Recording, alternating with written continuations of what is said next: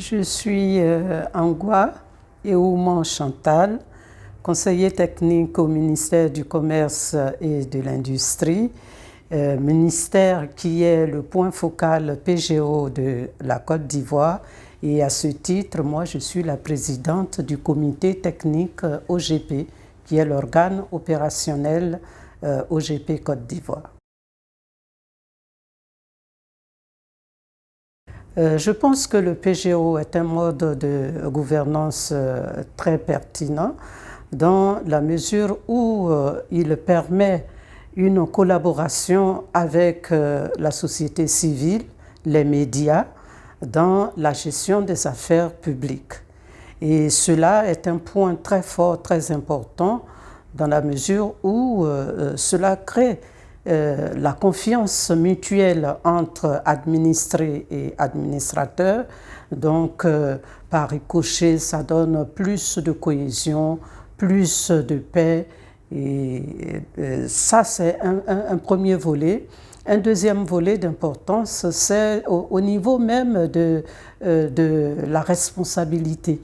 Avec le PGO, il y a plus d'intégrité, plus de transparence, donc plus de redevabilité de la part de l'État vis-à-vis du citoyen.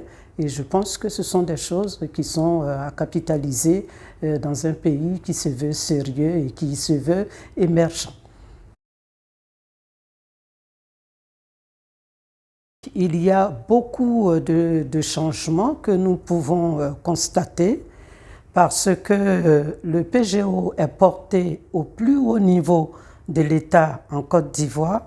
Le Premier ministre assure la présidence du comité de pilotage et il est toujours à l'écoute du bon fonctionnement de ce processus. Donc ça, je dis que c'est un impact important en ce sens qu'il va lui-même informer ses ministres et il va les mettre dans le canal à travailler dans le sens des principes du PGO.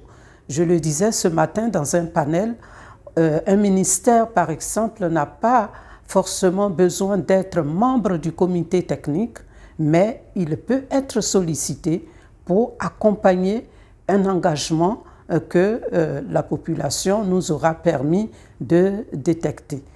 Il y a également la collaboration étroite entre société civile et administration qui est née avec le PGO.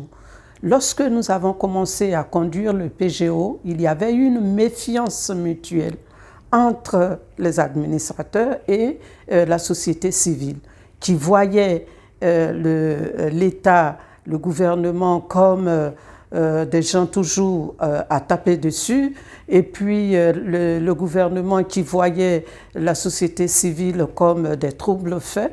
Mais avec la collaboration, nous avons tous compris que chacun avait sa part de responsabilité. La société civile qui doit jouer son rôle de veille, poser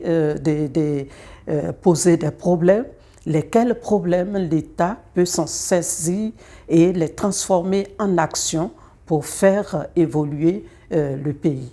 Donc, pour moi, c'est un changement, un impact fondamental. Et on peut citer d'autres exemples.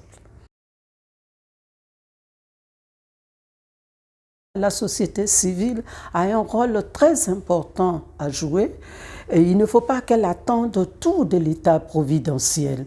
L'État ne peut pas tout faire et l'État d'ailleurs c'est qui? C'est nous tous.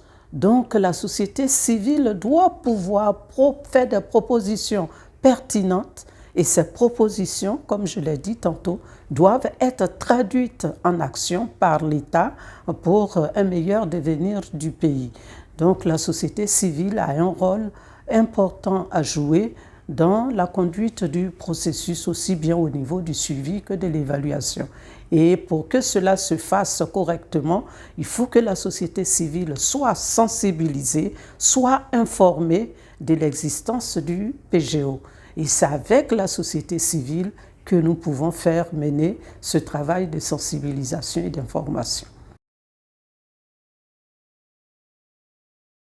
Nous disons que le PAGOF nous a beaucoup apporté des formations, ensuite des appuis logistiques pour aller vers les régions dans le cadre des consultations publiques et même des renforcements de capacités aussi bien de la société civile que des membres de l'administration. Qu'est-ce que nous attendons? Nous aimerions que ce projet ne s'arrête pas au bout des 3 années définies au départ par le projet, mais que nous puissions continuer pour que le PAGOF puisse dire demain, peut-être après 2 cycles ou 3 cycles de vie avec les pays qu'il a accompagnés, je laisse ces pays-là avec une pépinière d'experts PGO à même de conduire le projet PGO dans toutes les régions de leur pays et ce sera un acquis pour nous. Avant même l'adhésion de la Côte d'Ivoire au PGO, nous avons commencé à participer aux rencontres que moi j'appelle les rencontres statutaires du PGO, les rencontres régionales. Nous avons participé à la rencontre de Dar es Salaam et là déjà il y a des contacts qui ont été tissés. Donc ne pas arrêter de participer aux rencontres PGO. Ce sont des moments d'échange importants, de donner et de recevoir. Ça, c'est de 1.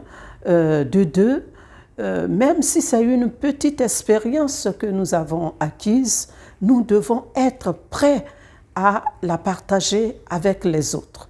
C'est ce que nous avons fait, par exemple, avec la Tunisie et le Libéria. Au lendemain de notre adhésion au PGO, il était question d'élaborer notre premier plan d'action. On se demandait bien par où commencer. Et nous avons demandé à une des ambassades présentes en Côte d'Ivoire de nous appuyer pour faire venir des dévanciers et nous parler de leur expérience. Mais quand le Libéria et la Tunisie sont arrivés, ça a été comme un voile qu'on nous enlevait des yeux et très vite nous sommes partis pour l'élaboration de notre plan.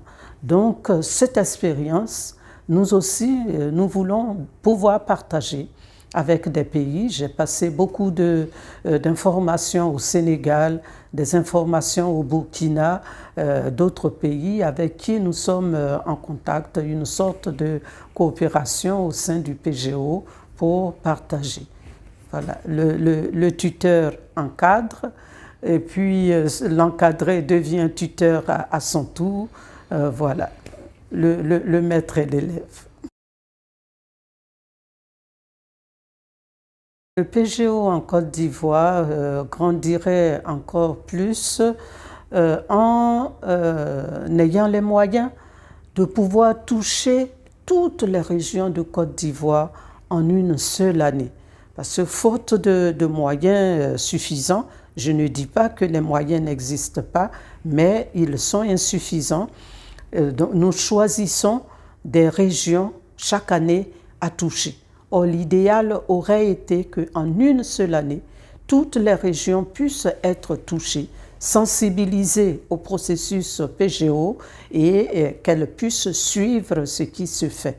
Donc, il y a ça.